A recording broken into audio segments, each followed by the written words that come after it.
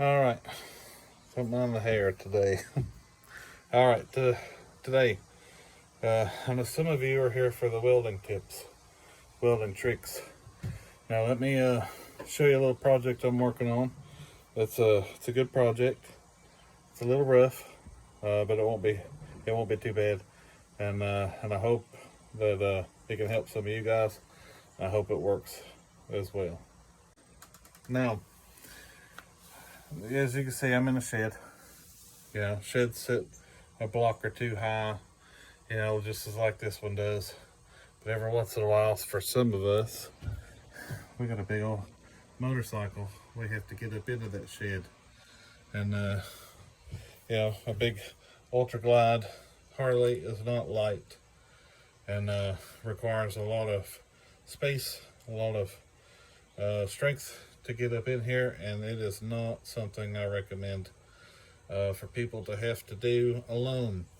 Now, especially this building, it's dang crowded, but I'll get it all straightened out. I'm gonna show you a little project here.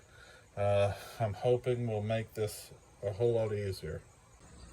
All right, as you see, mine sits up off the ground. I picked up these two ramps at Harbor Freight for like 79 bucks is what they are, and I got a 20% off coupon, so they were pretty cheap. What I'm going to do is I'm going to fire up the welder, and I'm going to weld these two together. I'm going to got a little piece of bar stock here. I'm going to old rusted piece of metal right here. I'm going to, not that little thing, this one. I want to put it in the middle to kind of make a support, but it has a lip on both sides that if your angle is just right, it'll sit right on the edge of the building. I put that tire there for support in the middle, and I've been loading it into the building with one ramp. And as you can see, the back tire is almost as wide as one thing, but with all the luggage on it, you can't see that thing. So what we're gonna do is we're gonna make it twice as wide. What that means is, it's so nice, we're gonna make it twice. All right, maybe I'll edit that out. But recorded joke. But that's what we're gonna do. Now these have some kind of coating on them. Stick weld will blast right through that, so it won't really matter. But we're gonna do it in stages because you don't want to melt it. They're not very thick, but they're pretty strong. They're good metal, but they are a little flexible. So I'm hoping that the welds don't break when it flexes. But we need to weld it a bunch. Now, the key is, what I'm going to do is I'm going to do like one weld. I'll go down a little bit, stop, then go to the end, weld a little bit, stop, go to the middle, weld a little bit, stop, and then I'll go halfway in between that and stop, halfway between that and stop. That way you don't build up too much heat on one spot and blow through. And then once you get it good and done like that a couple times, flip it over, do that a couple times, and then go back through, and I'm gonna re-weld. I'm gonna weld the whole seam, re-weld it all. But then I'm gonna add this piece, this flat piece. I'm probably gonna put it, I was thinking in the middle, but it's too wide.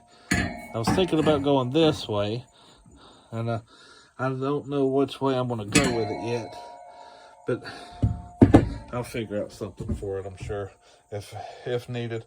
It'll stiffen the middle up a lot, because that's pretty thick. I mean, that's ridiculously thick metal. But I'll have to grind some of this off. But it'll stiffen these up quite a bit. I may put it on the back side underneath and then weld it to there maybe. I'm not sure yet. So let me see what we got to work with on the welding thing today. Yeah, who knows, but we'll get it done. Okay, I'm not saying these are pro welds here, okay? There's a little bit over, a little under, but I put these all the way down. So, the hard part is where these were gapped, before, but as I weld, they're coming closer together. So I got a good blowhole there. That's all right. And I'm just going to continue down little by little. It's popping and tinging and all that just like normal. So that's all right. It ain't no problem. All right. I did one long bead all the way down. All the way. I'm going to paint it, brush it off and paint it some. And that'll be this side. All right. I welded both sides. I wish I'd have got some of the welding out for you, but I don't have my dad to hold the camera. But it's a little hard to see, but it's all the way up. Now, I want you to keep in mind, you're going to have some warping. It's going to warp a little. Try to set something heavy on it. I wish I had before I started welding, but it turned out good.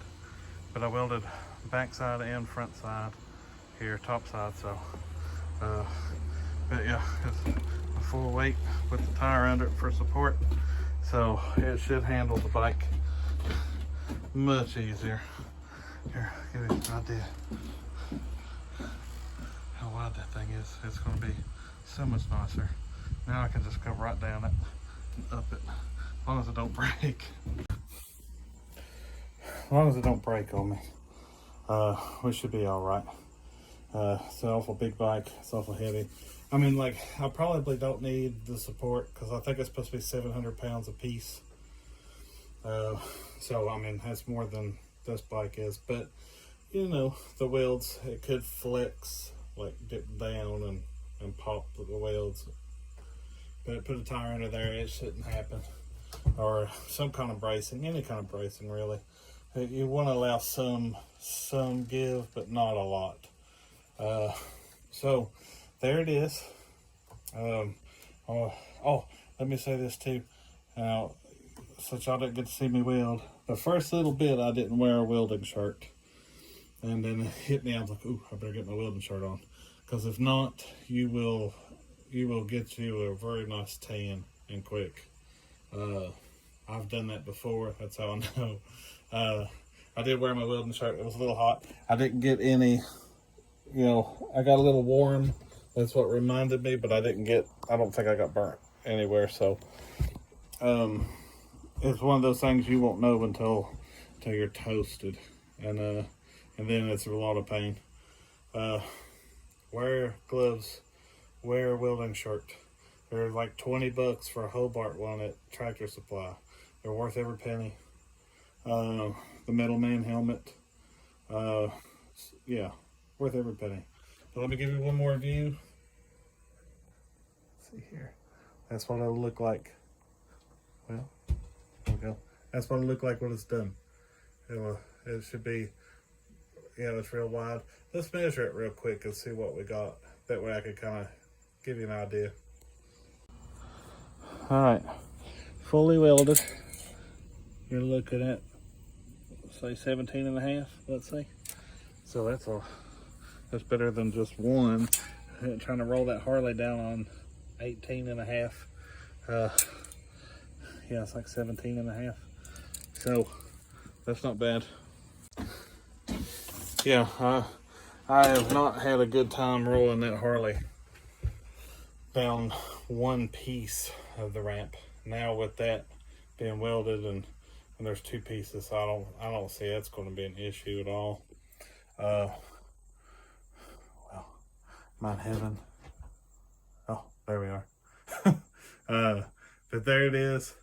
Job well done. I didn't incorporate that piece of metal. I didn't really find a good place to incorporate it.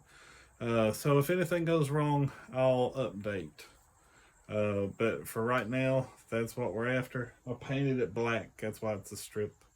I painted it black to keep the welds from rusting. So, all right, guys. Do the best you can with what you got. That's how you do it. And get you a welder.